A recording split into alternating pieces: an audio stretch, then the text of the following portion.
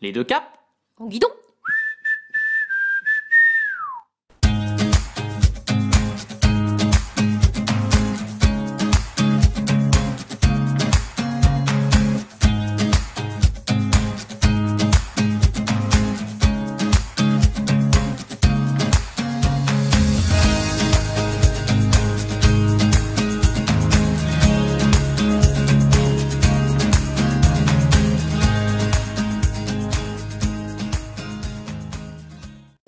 Pour ceux qui nous rejoignent en cours de route, petite récapitulation des 20 derniers mois d'aventure. Une année au cœur de la grandiose Afrique. Plus quelques kilomètres à travers l'Amérique du Sud, sur les sentiers montagneux de la civilisation Inca et de la cordillère des Andes. Parvenus à Medellín, en Colombie, nous devons nous résigner à prendre un avion pour allier Panama Ciudad, point d'origine de la traversée de l'Amérique centrale. Tenez-vous prêts, En avant la musique. on vous emmène. Petit bivouac improvisé près de l'aéroport en loose day. Et puis ce matin, c'est reparti. Kilomètre 2. Ça commence par une petite crevaison et ça commence surtout très très chaud. Très très chaud. Veux-tu parler de la température? Non, je veux plutôt parler de la route. Enfin, l'autoroute. Une circulation dangereuse sur la route panaméricaine, épine dorsale de tout le continent. Non, décidément, va falloir chercher une solution pour retrouver les chemins de traverse. Alors, fini la Paname? Ah non, trop de camions. Bon, finalement, on a essayé de retrouver la montagne. Ça va être plus dur, mais on préfère. Plus tranquille, Plus naturel surtout. voici les chemins que nous cherchions au Panama. Fine bande de terre séparant l'Atlantique et le Pacifique. Loin d'être plat. Ce pont géologique entre deux océans nous surprend par sa luxuriance et l'accueil de ses habitants, surtout dans les campagnes et loin des villes de bord de route. De la curiosité réciproque et voilà que l'apéro se transforme vite en invitation chaleureuse. Muchísimas gracias.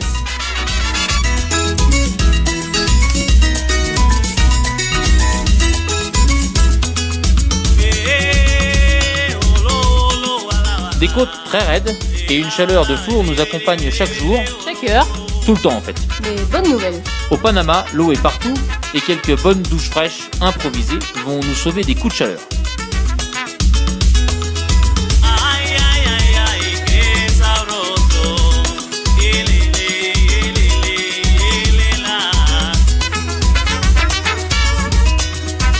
Pas très loin du fameux canal du Panama, si important dans l'économie du pays, nous allons aussi constater que l'eau est dans le ciel, passant du four au frigo en moins de 5 minutes.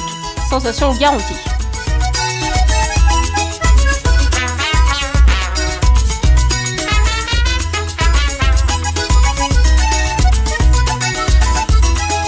Souvent hébergés par des habitants amicaux, nous longeons les plages du sud, puis celles du nord, pour découvrir tout le charme des petits villages de pêcheurs. Ah, la Costa Caribe. La côte Caraïbe. On voudrait s'arrêter ici pour toute la vie.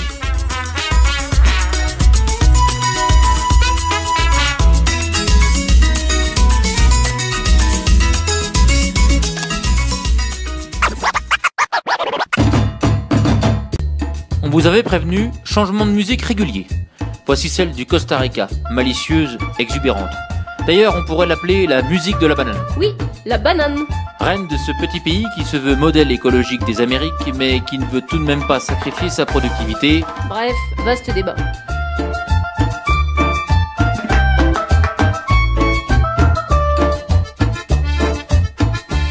Il faut pourtant reconnaître que le Costa Rica est un havre de paix et de nature vierge. Du plus petit représentant au plus gros, en passant par les immanquables singes et les reptiles omniprésents, le règne animal déploie ici toutes les couleurs, Toutes les formes, toutes les fantaisies que l'évolution des espèces a permis. un spectacle extraordinaire à contempler sans modération.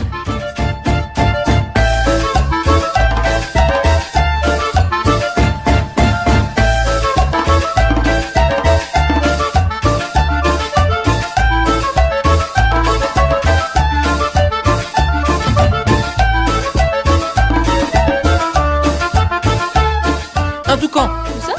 Allez, on vous aide un peu. Et là, une grenouille fluo. Pas touche, elle est aussi très toxique. Côté primate, pas de soucis. Il y en a plein et ils ne sont pas dangereux, bien au contraire, ils sont plutôt très curieux. Nous avons craqué pour les petits Cebus flavius, plus connus sous le nom de capucins à tête blanche. Environ 3 kilos d'espièglerie et de mouvements incessants pour le plus grand plaisir des yeux. On apprend avec surprise que dans cette espèce, c'est la femelle qui fait ses avances au mâle. Ou encore que les capucins sont doués d'une authentique intelligence adaptative. Alors, fais gaffe aux bananes et garde un œil sur ton vélo.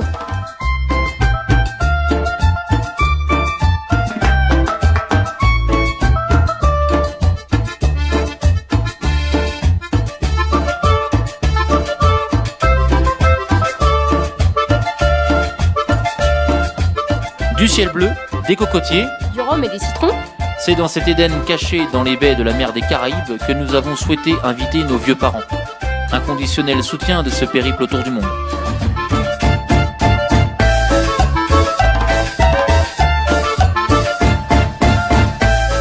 Marche culturelle Langue étrangère. ou imprévu quotidien ne les décourage pas et c'est avec eux que nous passerons des champs de café en étage aux plages paradisiaques. Des sites amérindiens perdus en pleine jungle. Aux lagunes mystérieuses des plaines.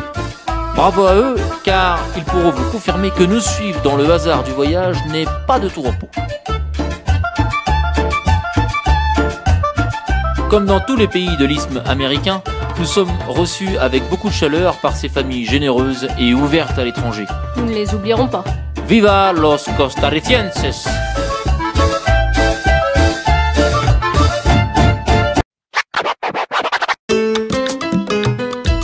Encore du changement. Bienvenidos en Nicaragua, pays de lacs immenses, de volcans actifs Très actif. et d'une population au moins aussi formidable que son voisin du sud. Le Nicaragua, c'est aussi un pays soumis aux attaques des ouragans de l'Atlantique et nous n'allons pas tarder à le savoir. Mais pour l'instant, place à la douceur de vivre des villes latines du centre du pays. Granada. Colonial Chamarré. fait partie de ces cités incontournables où le souvenir de la lointaine Espagne se fait encore sentir sur les places, les ruelles et dans l'ambiance unique des lieux.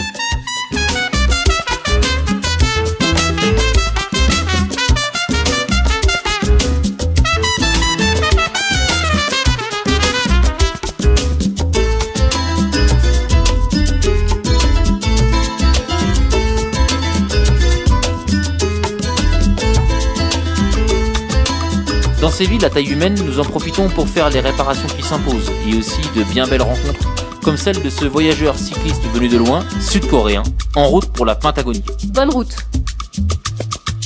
Puis c'est la ville de Léon et ses peintures libres exprimant l'histoire mouvementée du pays, ses tricycles innombrables et la sagacité des Nicas, comme ils aiment à se nommer eux-mêmes.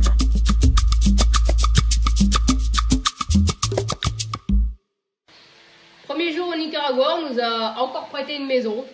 Ça commence plutôt pas mal. Nouveau pays, nouvelles chaussures. Ouais, des belles chaussures en plastique made in Nicaragua. Avec ça, je vais tenir au moins jusqu'au Mexique. Allez, c'est parti.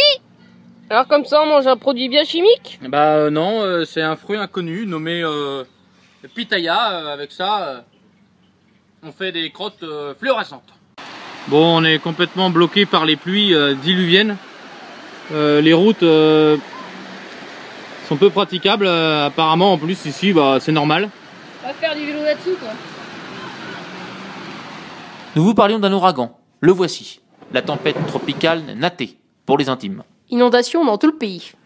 Autant vous dire que les vélos n'ont pas vraiment apprécié.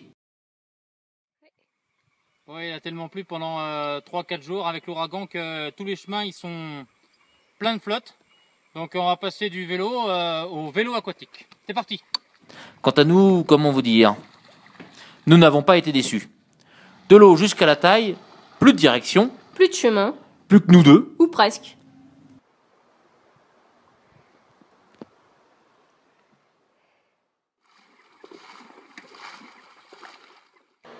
Bon, ce soir on est enfin arrivé. On est sorti des rizières trempées, mais des gens qui étaient déjà sinistrés de la veille nous ont reçus. Encore raclette à la main avec le groupe électrogène. Là c'est un très haut niveau d'hospitalité là.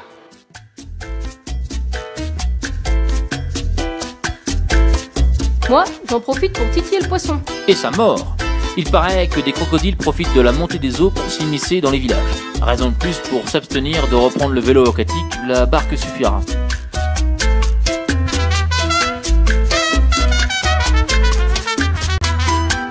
Débarqués au sec grâce à l'aide des habitants, nous entamons la traversée du pays au contact des populations rurales, le plus souvent occupées à écoper, ou récolte des fruits locaux à la saveur esquisse dont voici un petit florilège.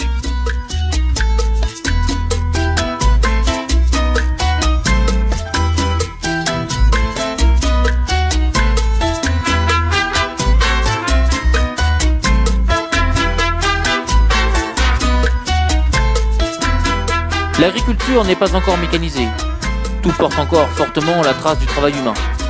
Des gaillards en cheval, des familles entières de caballeros et un contact qui se fait naturellement sans beaucoup de paroles, loin du vacarme de la capitale. Nous avons aimé le Nicaragua.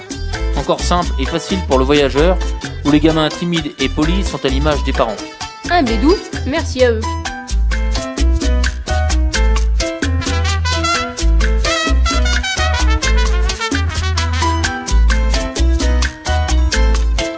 Plein de superbes volcans. Et surtout une météo enfin redevenue clémente, c'est le moment ou jamais pour se lancer à l'assaut du Masaya, moyennant quelques efforts. Bon, on est en train d'escalader les pentes de notre volcan. Il est 6h30, le soleil se couche. Ça ne dit pas du tout, on va voir la mer ce soir. On espère que ça vaut le coup. Si ça vaut le coup, tu rigoles. Les mots sont inutiles pour exprimer la beauté de l'ascension de voici quelques instants capturés furtivement.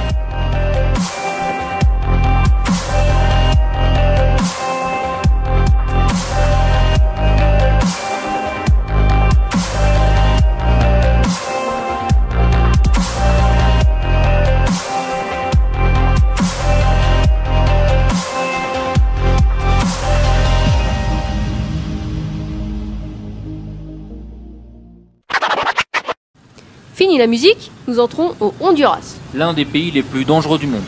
Autant vous le dire tout de suite, nous n'allons pas traîner dans le pays. Frôlés, bousculés parfois par les camions, interpellés avec négligence par certains, nous fonçons à toute allure vers la frontière suivante. Bon, ça y est, on est arrivé au Honduras. Il y a 130 km à faire dans le pays, mais on se fait appeler gringo partout. Les routes sont bien défoncées aussi. Et on s'est fait déjà agresser par un gamin de 6 ans à coups de pelle. Pour l'instant, le pays tient sa réputation. Allez, un peu de réconfort. Comme dans tous les pays réputés dangereux, nous trouvons toujours des personnes adorables à l'image de ces bomberos, les pompiers du pays. Savoir trouver la bonne personne au bon moment, au bon endroit, une discipline très spéciale.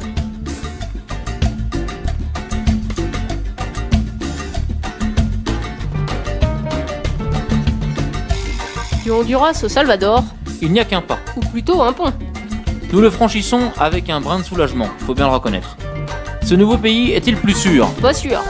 En tout cas, c'est dans la sérénité des campagnes que nous nous faufilons, loin des bandits, mais toujours dans une chaleur étouffante.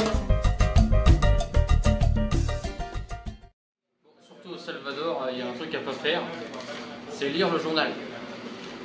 Parce que ça fait froid dans le dos. Alors Mylène, si tu devais nous résumer ton arrivée au Salvador en un seul mot. Chaleur.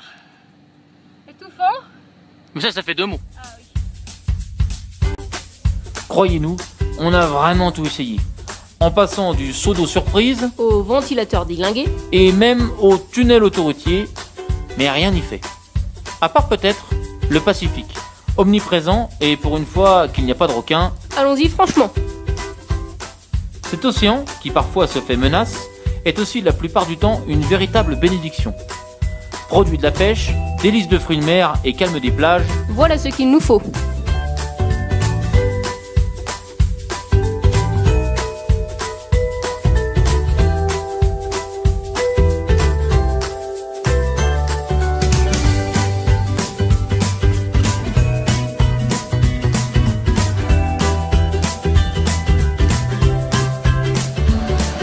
Et en plus, il y a de beaux surfeurs pour se rincer l'œil. oh doucement, moi aussi je peux me mettre à faire du surf si je veux. Oh, j'aimerais voir ça. En attendant, va me chercher du lait de coco. J'ai soif. Je vais plutôt laisser faire les experts en la matière, je crois que c'est plus prudent. Allez, on se retrouve pour le dernier pays de la vidéo, le Guatemala. A tout de suite.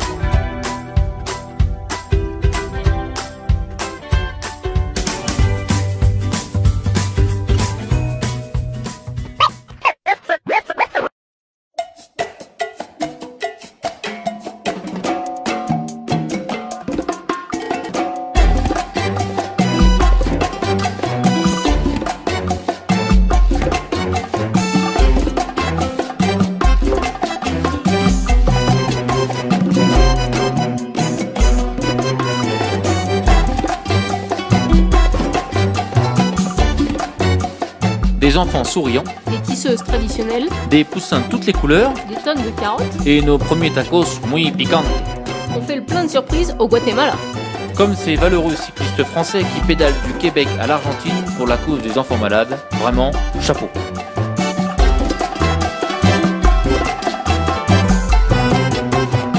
Question en compte, le Guatemala est un festival en cette période de Toussaint où les défunts sont fêtés en lançant des nuées de cerfs-volants. Los barriletes, Moins austère, plus de couleurs. c'est ça l'Amérique centrale. On ne vous raconte pas l'ambiance des marchés. On y trouve toujours tout, mais rarement ce que l'on cherche. Une expérience à vivre si vous aimez les légumes. Parce que côté viande, mieux vaut être accroché.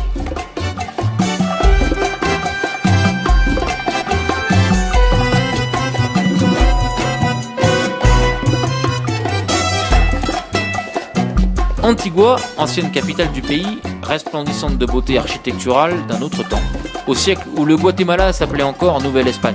Magnifique Antigua, Briquée, ravissante, entretenue, propre. une exception dans le pays.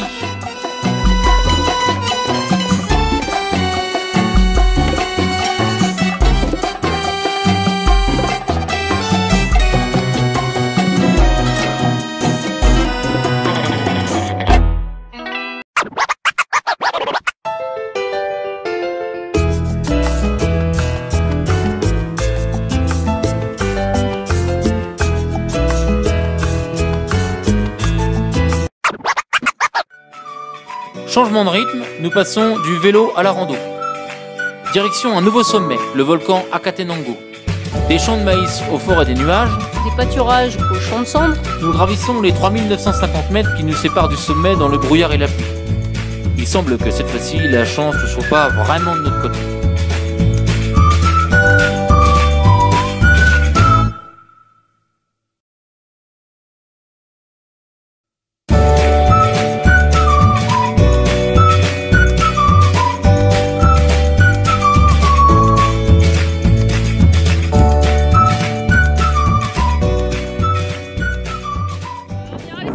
Voici au sommet du Acatenango à 3009, mais bon, On voit pas grand chose. ouais, on est un petit peu déçus. Il fait 5 degrés, il fait surtout beaucoup de nuages, donc on a juste la satisfaction d'être monté au-dessus. Normalement, on aurait dû voir le volcan de feu avec un coulée de lave. Voilà, juste fait l'entendre. Allez, t'es reparti sur les vélos. C'est reparti sur les vélos. Fidèles compagnons de l'aventure à travers la boue, Les crues et les crevaisons. en voilà deux d'ailleurs qui ne se plaignent jamais.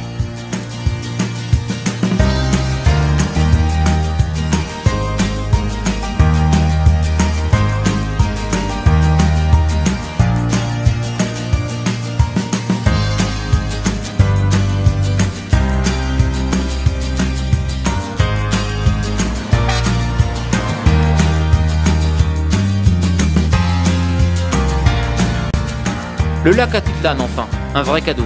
Celui de nos 2 ans de voyage et belle bougie de nos 32 000 km. 32 000. Instant magique sur un lac mythique entouré par la majesté des volcans. Et pour finir, un petit zapping inédit de 8 semaines de voyage en Amérique centrale. Clin d'œil. Je m'appelle Marco Arando. At ay Guatemala, J'habite au Guatemala. Oshe Papil, Shawichiko et Wechman, cycliste à Yulwatutan, Bon là je pense qu'il dit qu'il aime bien les cyclistes qui passent par ici. et Chiwoche Wamiguan, Chiwoche Pasial, Chiwoche Wechman, Watutan. Bon vous avez compris, c'est normal, c'est du Maya, mais en tout cas ça c'est une sacrée rencontre. Gracias. Bon, vous voyez rien, bah c'est normal. Parce qu'on vient de trouver une nouvelle technique pour se refroidir. On roule dans les tunnels. Aujourd'hui, va falloir trouver de la gaine en plein milieu du Panama. Bon, normalement, il y a des boutiques chinoises, là-bas on trouve de tout. Bon, j'ai réparé la veste à Tim, mais la tête passe pas. Ça passe pas! On va recommencer. Quoi que ça passe pas! Le fermier qui nous a accueillis hier nous a dit qu'à 3h il se levait et qu'on devait partir. On a pris ça pour une blague. Et en fait, c'était pas une blague. Voilà.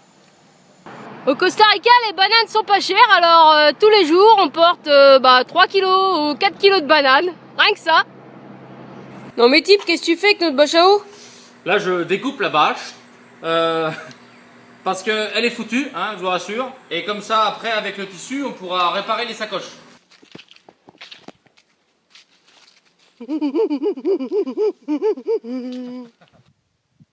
Ah, là, c'est beau. Oh, on est venu voir les volcans, mais alors quelle vue. Oh, c'est magnifique. Oh, t'es ce nuage, c'est beau. Hein, Mylène?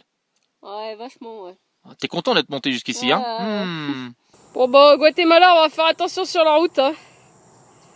Bon alors, Tib, le chiffre du jour. Alors le chiffre du jour, bah, c'est 15 000 depuis Sao Paulo, 15 000 km et je crois que le pneu, c'est mis à la retraite. Le vélo il continue, le bonhomme aussi, mais lui il s'arrête là. JB, on a retrouvé tes lunettes au Salvador.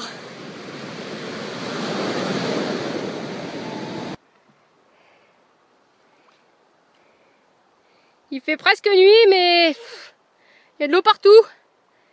Ça va être dur de planter la tente. Cette nuit on a dormi, c'est Jésus. Très généreux Jésus. Au Nicaragua, il n'y a pas de détecteur incendie.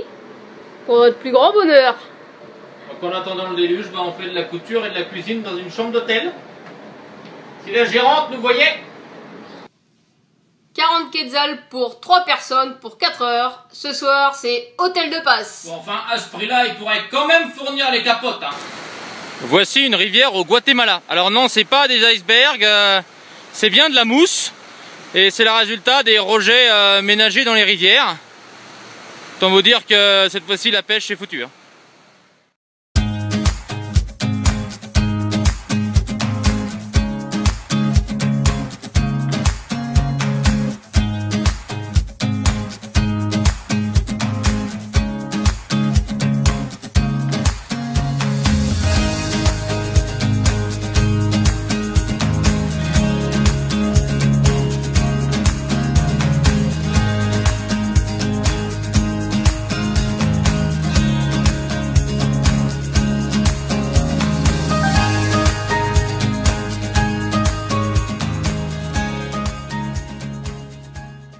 Et voilà, c'est déjà fini.